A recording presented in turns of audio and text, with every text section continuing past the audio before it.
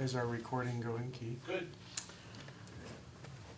It is Tuesday, March 12th, 2020, and this is the business meeting of the Provo City School District Board of Education.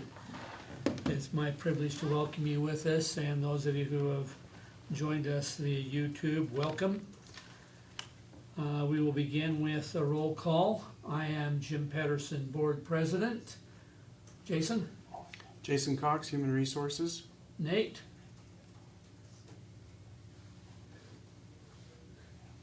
Nick Bryson, board member. Todd?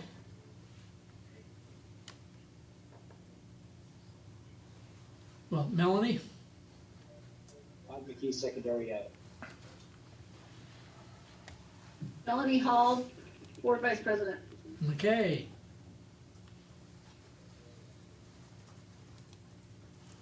Kay Jensen, board member. Anne Marie?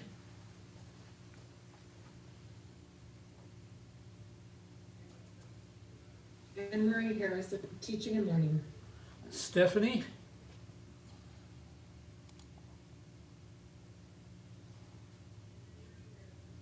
Stephanie Bryant, Business Administrator. Jennifer?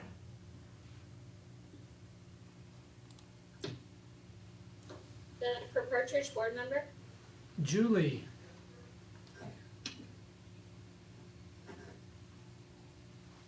Julie Roche, board member. Let's see, Doug?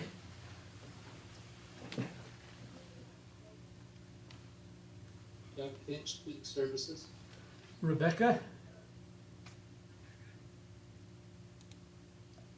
Rebecca Nelson, board member. Alex? Alex Judd, elementary ed. Keith? I don't think we got you. Keith Urtel, Superintendent.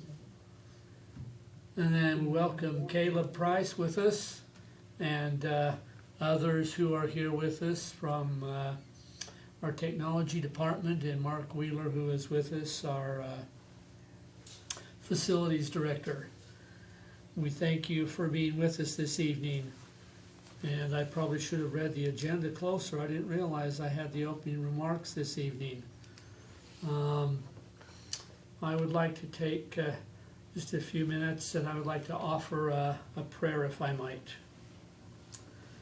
Our Father, which art in heaven, we are grateful for the sacred privilege and opportunity which we have to meet together this evening as the Provo City School District Board of Education, administration, and community members who are interested in the educational experiences and opportunities for the children and youth that live within the Provo City School District. We ask that we might be guided and directed by thee in our deliberations as we seek to honor the stewardships which we have to provide for those within our stewardship of quality education, to make sure that they are in a safe and secure environment, and to create a situation where we might have a strong and vibrant community. We are grateful for the many blessings which thou dost pour out upon our community, and pray that thou will be mindful of us in this season where we are facing COVID-19. May we be blessed with a quick return to health. May those who are infected be healed. May those who are struggling find relief. We are grateful unto thee for all we receive and ask these blessings in the name of Jesus Christ. Amen. And I would maybe like to add maybe just one more thing by way of opening remarks. We live in a marvelous age where we can all be in a variety of locations and still participate in public meetings, in activities where we seek to move the common good of everyone forward. As I have reflected over the last nearly 2 months as we have been working through this challenge, I have been greatly heartened to see many who are reaching out and trying to help others.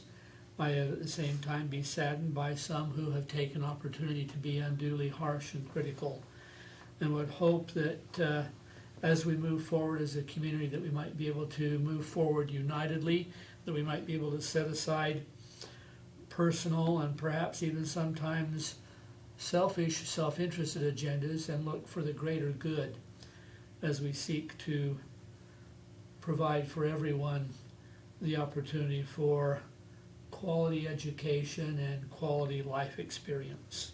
Thank you. We will begin first with employee recognition, and we will turn the time over to Jason Cox, our Deputy Superintendent. Thanks, Jim. Good evening, everybody. Thank you for this opportunity to come and to recognize our employees.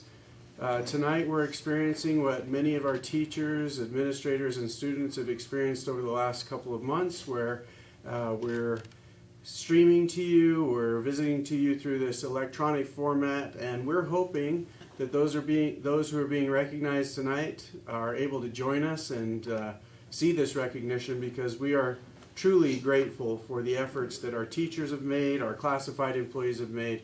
So many of the people of our community have really worked hard to do a lot of great things during this time frame to support students in their learning.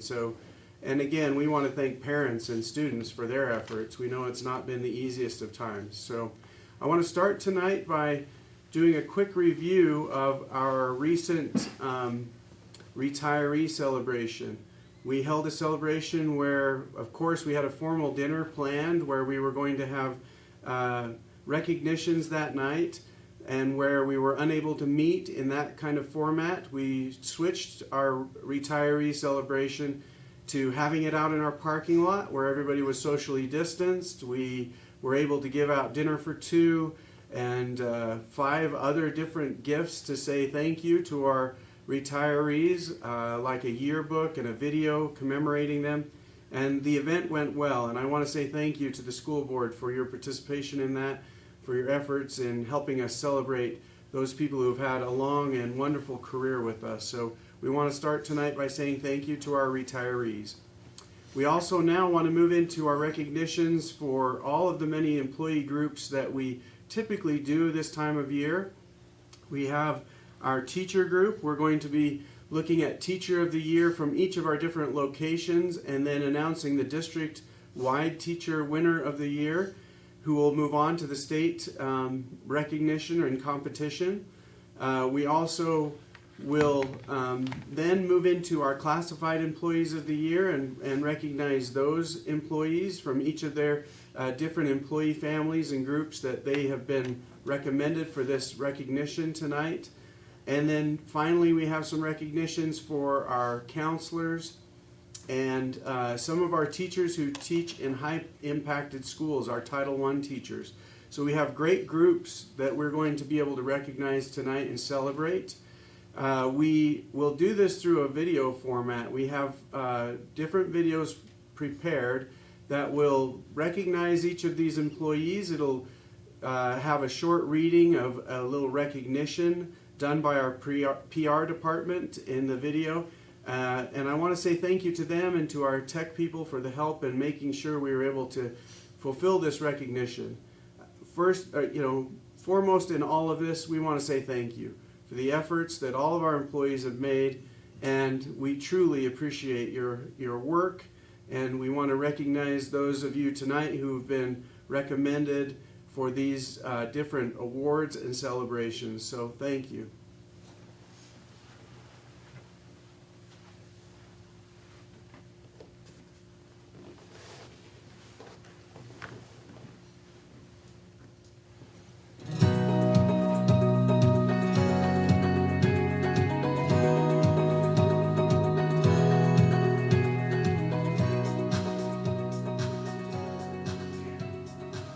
Philip Sudwicks.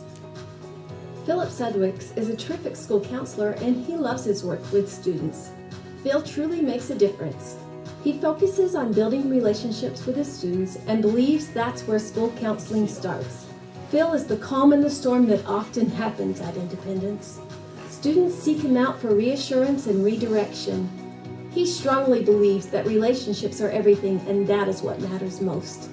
He exemplifies that belief and has an amazing ability to see the best in people and treat them in a non-judgmental way.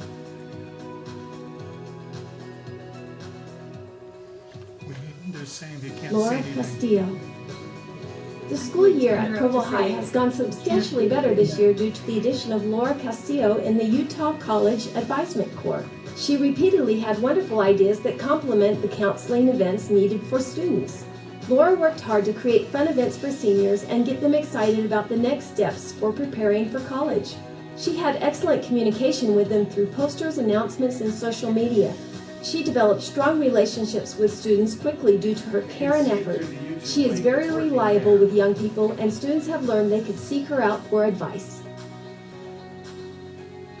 And Nate just mentioned that. The state of Utah provides the ability to acknowledge the efforts of teachers in 4th through 12th grades who teach in highly impacted schools and have the mean student growth of at least 70% in at least one subject area. We would like to congratulate the following teachers: Michelle Blair, Lisa Bringhurst, Lori Hanson, Linda Rossiter, Heidi Isaacson, Allie Stewart, and Allison Ferguson.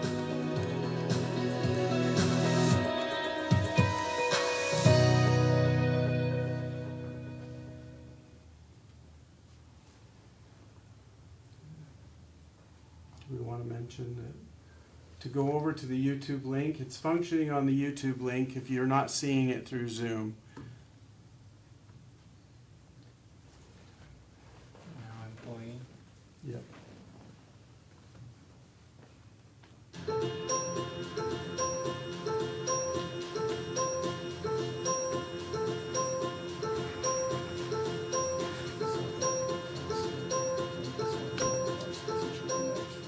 Megan Shane. Megan Shane has made a significant difference for the most challenging students by being cheerful, positive, and consistent. She makes each student feel important and they know she cares about them, even when she's teaching appropriate behaviors. Megan steps in and does what needs to be done without being asked and always follows through. Stacy Call. Stacy Call is a great asset to the school as she works in a variety of capacities. Stacy is able to work independently and effectively, managing the tasks she is assigned to do. She is excellent at helping students learn good behavior and is a capable manager of the group she's been assigned to work with. Tina Meekum. Tina Meekum has been at Amelia since it opened in 1998. She's the head secretary and keeps the school running smoothly. She is knowledgeable, reliable, and kind to all students, parents, and staff. The school wouldn't be the same without her. Marla Clisby. Marla Clisby is a great asset to our kitchen, and the students love her. She is friendly and helpful with students, staff, and parents. Marla actively participates and dresses up for special school days. Marla has voluntarily taken on many additional responsibilities outside her job description in order to help the short-handed kitchen run smoothly. Janice Howarth. Janice Howarth is dedicated, efficient, creative, and innovative. She can always be counted on and juggles many different responsibilities in a kind and professional manner. Janice has found creative ways to improve and implement cost-saving measures that help the preschoolers and the classroom run much smoother. Peggy Smith. Peggy Smith is one of the nicest people you'll ever meet. She always has a smile on her face and works hard to create unity among bus drivers. She never misses a day of work. Peggy treats all her students as if they're her grandchildren, and you won't find anyone that has a negative thing to say about her. Maria Thurston. Maria Thurston is much more than a secretary at Provo Peaks. She knows the school and the students extremely well, so she can, and does, step in to fill whatever needs there might be. Maria is knowledgeable, approachable, accommodating, dedicated, cheerful, positive, and organized.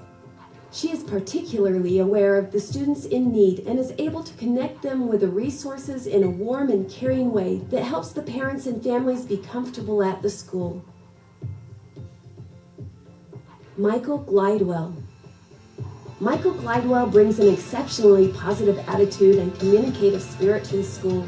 He greets everyone with a warm smile and a hello, even while taking care of the minutest detail regarding school cleanliness. His attention to faculty, staff, and student comfort and satisfaction is unprecedented. Michael shares his fun personality through celebration of the holidays. His slow transformation into Santa Claus at Christmas is particularly surprising and delightful. Sadie Cox. Sadie Cox is a very dependable and capable individual.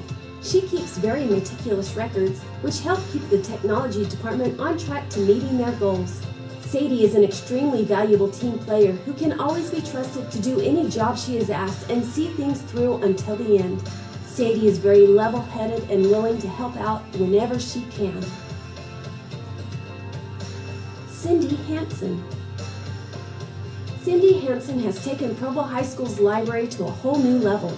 She's done a fantastic job at creating an engaging and positive environment for the students. She has organized the fiction collection into genres, which was a massive undertaking. Cindy is always willing to support teachers and help students feel welcome in the library. Cindy is great to work with and always has the teachers' and students' needs and interests in mind as she looks for solutions to problems.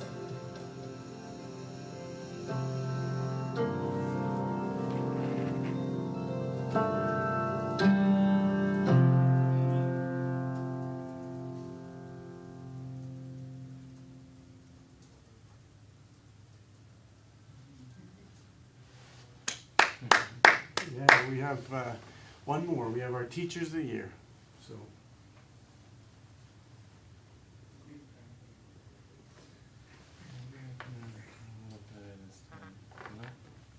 That's worse.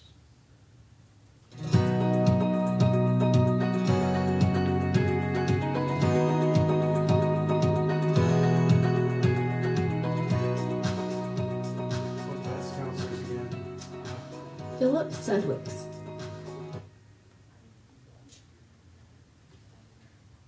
It's named. Well, the screen froze last time, so he deserves to be shown a second time. Maybe it's this one.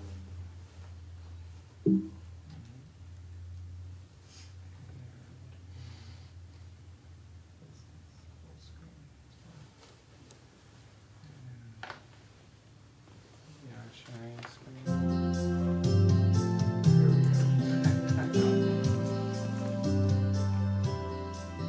Liddell Tobler.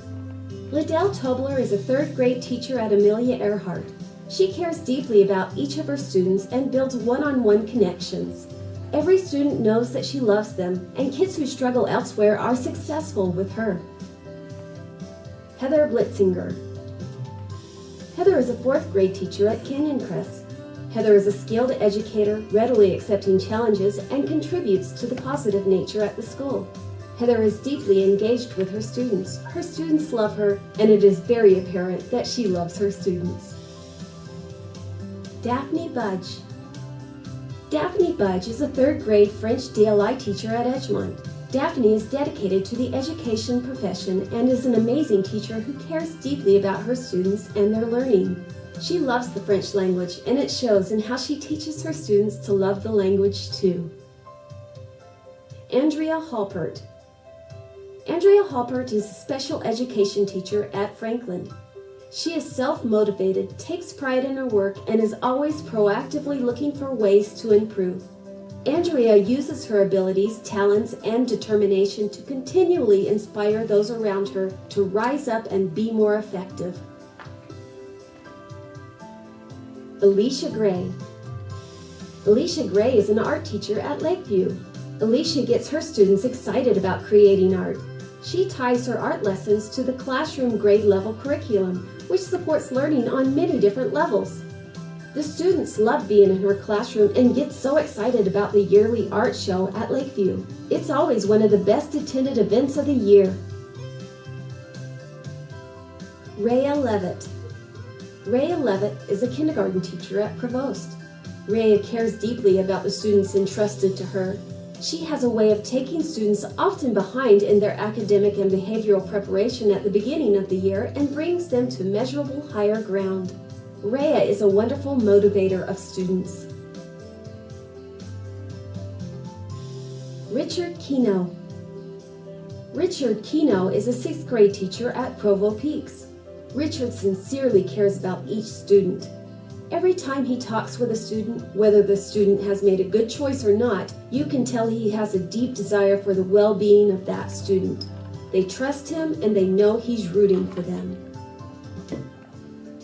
Heather Wrigley. Heather Wrigley is a 4th grade teacher at Rock Canyon. Heather entrusts her students with ownership for their education and gently reminds them of that trust with a thoughtful way she mentors them. All of her students know that she believes in them and expects them to reach excellence. Allie Stewart. Allie Stewart is a 6th grade teacher at Spring Creek. Her balance for being easygoing while having high expectations for her students make her a great fit for the students she teaches. She has a commitment to hard work that shows in her results in the well-being and academic achievements of her students. Diane Southwick. Diane Southwick is a 5th grade teacher at Sunset View. Each day, Diane creates fun and engaging lessons as she prepares her students for 6th grade. You can feel the love she has for her students when you enter her classroom. The positive relationships that she has with each of her students creates an environment where students feel comfortable taking risks. Melinda Huff. Melinda Huff is a special education teacher at Timpanogos. As a special education teacher, she is dedicated to learning about how each student learns. Melinda then moves heaven and earth to help each student learn in their unique way. Melinda has great instincts when it comes to education. Danny Beck. Danny Beck is a 5th grade teacher at Wasatch. Danny works hard to make sure every student receives support and instruction. She creates strong, authentic learning experiences for all her students. She shows great skill at being able to reach even the hardest students. Kimberly Sessions. Kimberly Sessions is a 4th grade teacher at Westridge. Kimberly is a teacher that will do anything to see her students succeed. She truly wants every child to feel the joy of learning and strives to help each child feel safe, happy, and successful. Paula Hain. Paula Hain is a Spanish teacher at Centennial Middle School. Paula is widely respected by both her peers and her students. She goes to great lengths to connect with and support students of diversity. Paula strives daily to positively impact faculty, staff, and students as she helps to maintain an environment conducive to learning. Misty Hackey. Misty Hackey is a science teacher at Dixon Middle School. Misty is an extremely committed, dedicated, caring, and effective educator. She genuinely concerns herself with the well-being of her students and has a special ability to connect with some of the most needy students. Catherine King. Catherine King is a math teacher at Independence High School. Her patience and dedication with at-risk students is inspirational. While many may say that teaching math is a more difficult endeavor than other subjects, it doesn't faze Catherine as she expertly guides students to master skills. Jocelyn Smith. Jocelyn Smith is a dance teacher at Provo High School. Her goal is to help her students recognize and develop their own passion for moving and learning. She encourages students to extend past their comfort zone, whether it be in technique class or within a creative or academic setting, to allow growth to occur. Terry Taylor. Terry Taylor is a math teacher at Tentview High School. Terry feels that the most important accomplishment in teaching is the relationship with her students. She strives to make lasting impressions and encourages confidence so that learning can take place. And this year's Teacher of the Year award goes to Danny Beck from Wasatch Elementary. Congratulations all.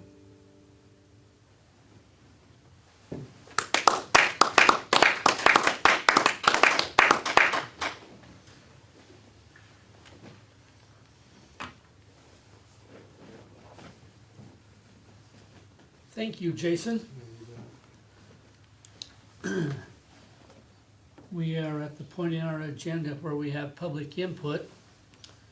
And I would invite those who are joining us via YouTube that if you would like to make any comments, you may do so through YouTube, and those comments will be reviewed following the meeting. We appreciate those members of the public who are taking time to join and be with us. We will move on to the business items. First, we have item A, the approval of capital project. Stephanie, would you like to just briefly review this for us?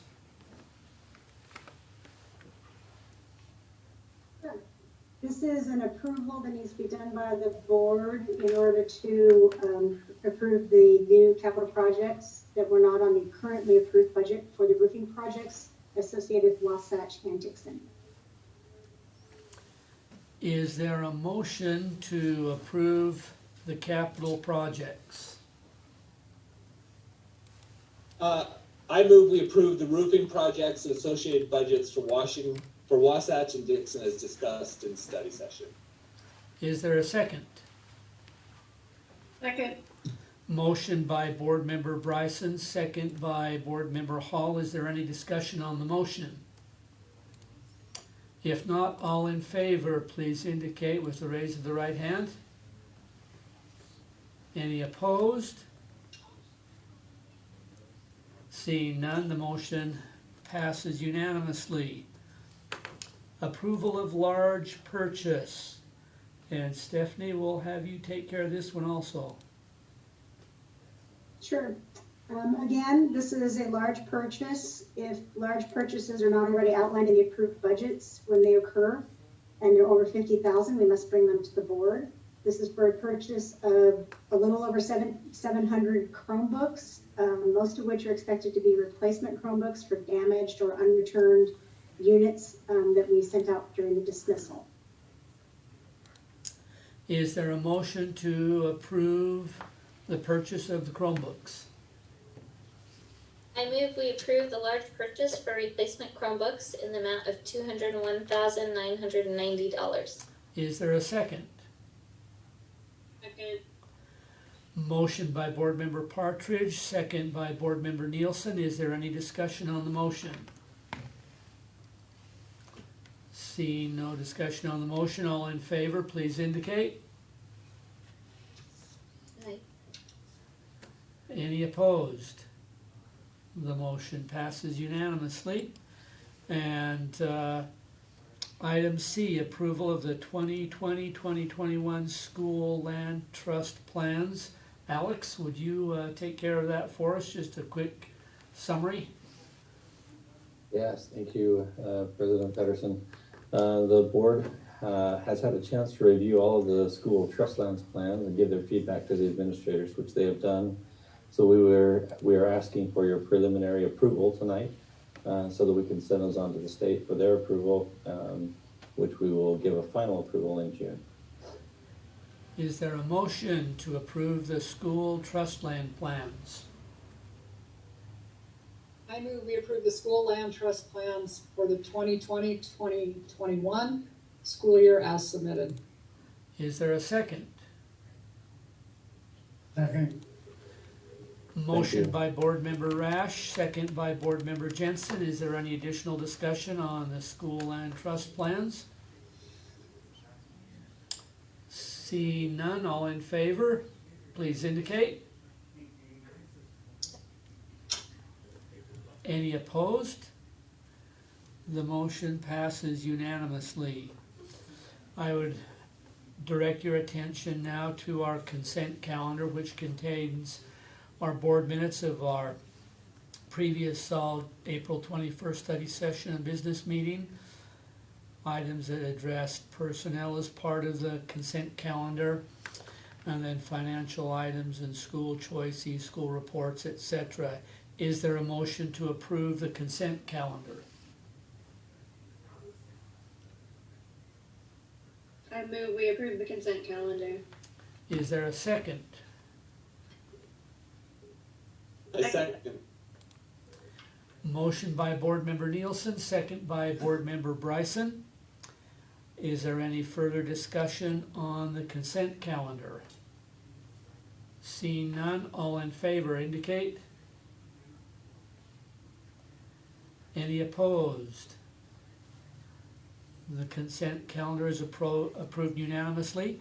We'll now be pleased to hear a board member report from Board Member Nate Bryson.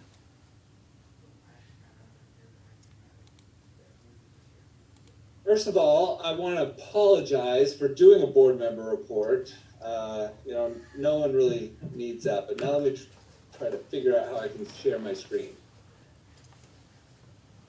Okay, am I sharing my screen? I don't think so. No. Oh yeah, there we are. That's my messy screen. Okay, let me make it big. I also want to apologize. Let's see. Did that get bigger? I still don't see your screen. You're not sharing anything. Okay. There you go. There we go? Yep. Okay. So we're sharing it. Everyone can see it? Okay, great. First of all, I'm sorry I'm doing this. Second of all, I have roofers at my house, so it might be terrible because they're making a ton of noise. And I work in the attic, and so I apologize.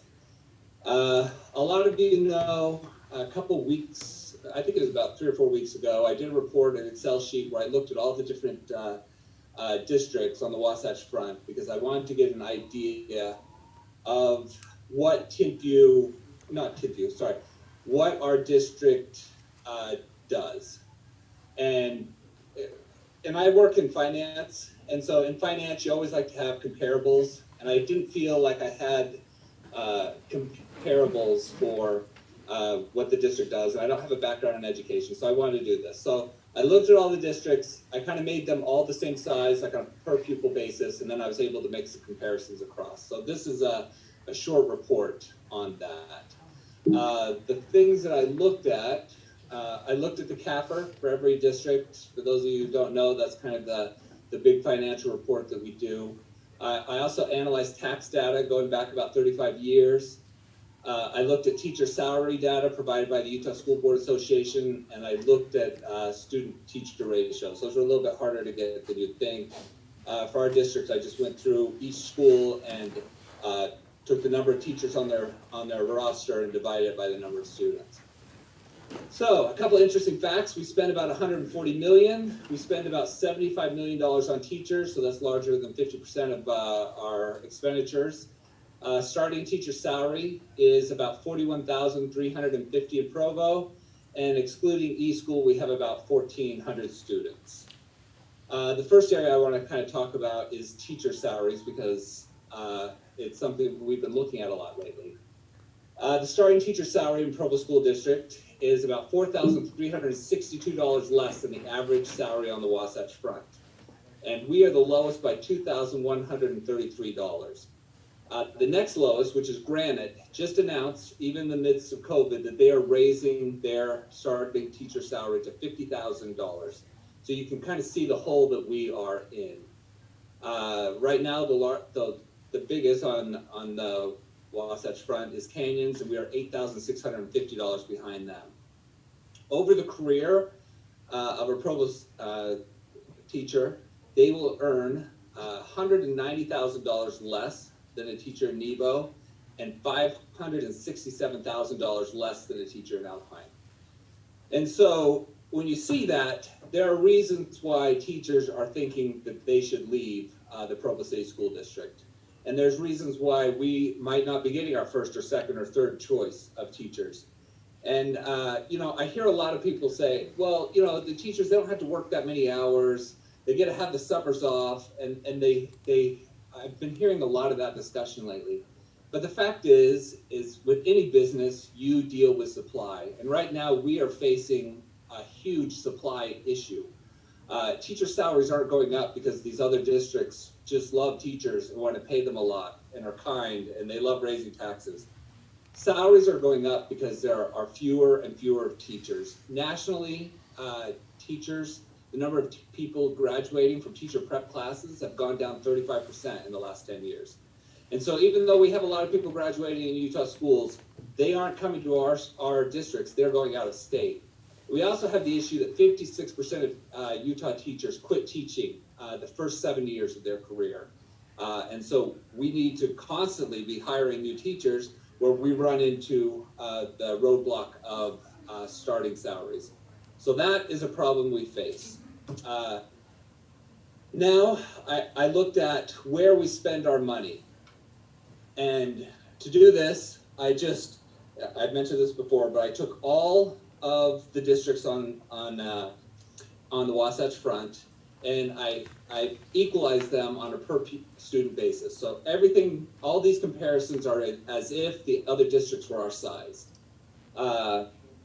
So the first thing I looked at was instructional costs, and I thought this was interesting because we spend $2.1 million more on instructors than the average school on the Wasatch Front. And I thought, wait, that's crazy. Our teacher salary is so much lower. How are we spending more on our teacher costs than even though our teachers are a lot less? And the reason for that, when I dug into the data, was our student-teacher ratio is really low. We have 19.4 students to teacher. Now, our number has been showing it as a lot higher, but that's because we had e-school. The average on the Wasatch Front is about 24. And the reason why ours is so low is some of our schools are really low. Provo Peaks had like 13.6. Franklin had 14.2. Spring Creek was low. And these are all disadvantaged schools. And so we've been putting a lot of emphasis in those classrooms on having teachers, a lot of teachers to the students. And aides are also included in that instructional cost. So we may have a bunch of instructional aides. The second thing that was kind of high, where we spend more than other districts, was on student support. And student support includes things like counselors, social workers, psychologists, and speech pathologists. So we spend more than other districts on these things that help our students. And I found that to be interesting. This category, I was a little bit, I didn't really understand it, so I want to look into it a little bit more. But we spend about $4.4 million more on a per pupil basis on instructional support. This includes things like media specialists, facilitators, teachers trainings, things like that. Our total amount that we spend is $10.4 million. So we spend about 73% more on this than the average district. The only district that's similar to us is Salt Lake City. And I do want to make this caveat before I go further, is I haven't dug into these numbers at all. And when you do financial numbers, every single district is going to account for things differently. And so this is just a first glimpse into this. So I just wanted that to be out there. The next area where we spend more on a per student basis is district administration. We spend about $2 million more. And a lot of people say, well, if you just cram down the district administration, you can pay teachers more. District administration is a drop in the financial bucket. And, but it doesn't mean that the cost shouldn't be looked at. And there were two different issues that I thought about. There's a certain fixed cost for administration. You're going to have to pay a superintendent. You're going to have to pay a controller. You're going to have to pay a number of different people. And so no matter if your district's large or small, you're going to have that fixed cost. And I looked at all the districts, and they're all between 3 and 4 million, besides maybe Salt Lake, which is lower. And there's also accounting, how you account for a certain item. And so NEBO counts tech specialists as a school cost, for example. We count it as district administration. And so that is an issue that we kind of, I think as a district, we've looked at it a number of different times. I also thought it'd be interesting to look at where we do not spend our money, where we spend less for things than other districts. And Mark will like this one. We spend $1.7 million less on building operations and maintenance than other districts. This is despite our schools having twice the depreciation. Now, if you're not into accounting, depreciation is when you get an asset like a building and it gets old, you take, the older it gets, the more depreciation you have. And we have almost twice as much depreciation in our schools as the other schools on the Wasatch Front, which means we have old schools. But even though we have old schools, we spend a lot less on our maintenance. We also spend a lot less on transportation. We were the cheapest on the Wasatch Front, and I believe that's because we are pretty compact. We're an urban district, and we probably also follow the letter of the law as far as who we pick up. I also thought this was interesting. We spend about $1.9 million less on debt retirement. So that means we're spending less putting away our bonds than other people because we have fewer bonds than other districts. So those were some interesting elements. The final element I looked at was taxes. So people always say that we have such high taxes and they're going to move out of the district because they don't like what Provo's doing. And I look back, I went back 35 years, and it was kind of interesting because for about 10 years, we were all at 0.9%, 0.9%, all us, Nebo, and Alpine. And then around 1993, 1994, every district dropped it to about 0.6%. After that, Nebo and Alpine, they raised their taxes. We stayed pretty low for the last 20 years. And there are consequences to that. Over the last 20 years, our taxes have been about 16% lower than Alpine's and 18% lower than Nebo's. If we had matched Nebo's rates over the last 20 years, we would have brought in 152 million additional education dollars. And when I look at that number, I say that is the hole that we are in with our teachers. If we would have paid those 100 million over the last 20 years to our teachers, we wouldn't have a problem right now, the problem that we identified at the start of this. And we would also have been able to repair Dixon, because Dixon should have been addressed a long time ago. So, as a conclusion, besides district administration, we spend our money in the classroom. I thought that was interesting. All of the money, the areas where we spend a lot more are in the classroom, helping students. And I believe that's why we have such success. Is our small classrooms and our devotion to our students. Our teachers are underpaid, we all know that. I think the failure of the board over the last 20 years to match our neighbors' tax rates have put us in a hole. And thinking about it, as a board, we must decide if we want to increase taxes to cover infrastructure and teacher salaries, because we have to do both those things. We're not going to get teachers if we don't pay them more. Or if we want to increase class sizes, reduce student support mechanisms, and decrease the instructional support for teachers. I think though we have to do one of those two things. So that is about all I have. That's the end of my report. Thanks for listening. I won't do one again. Thank you, Board Member Bryson. Superintendent, do you have any student travel or any miscellaneous items to share with us this evening? There has been no student travel, and I think in light of probably one of the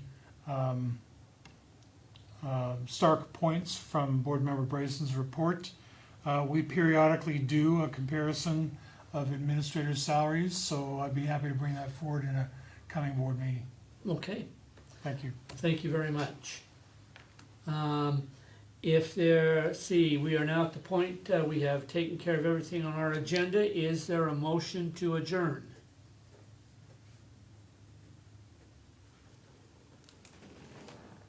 So moved.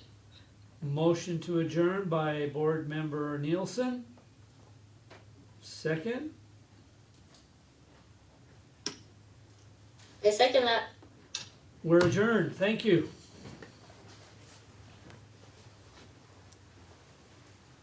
Thank you all for being with us this evening.